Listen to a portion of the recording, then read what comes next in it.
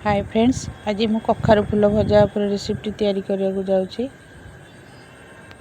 प्रथम कखारु फूल गुड़ी भल रूपे मुझे बाछिकी रखिदे यार डेम्फ आ फूल गुड़ी मध्य काढ़ी रखिदे।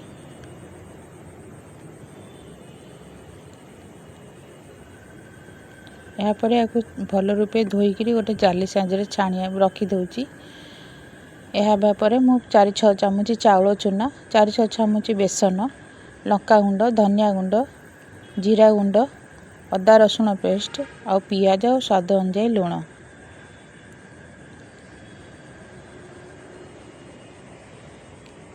यापर पानी देकी बैटर टी भल रूपे गोलेकी रखिदे।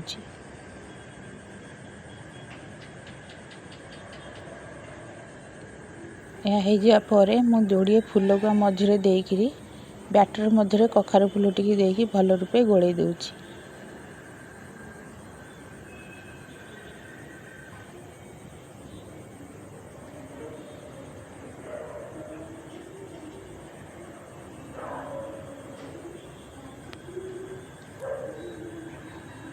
तावा ताती जाए मु तेल आधे किसी अल्प मात्रा दूची।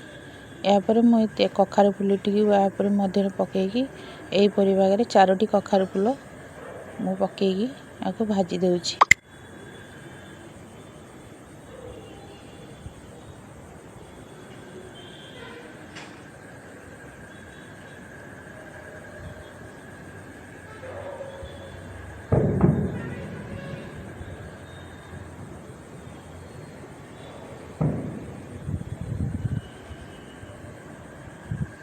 एबे हो जाइए कखारु फूल भजा बराटी। आपण मानू केमती लगला मो कखारु फूल भजाटी आपण माने निश्चय कमेंट बॉक्स रे जणाइबे। मु रहिली। जय जगन्नाथ।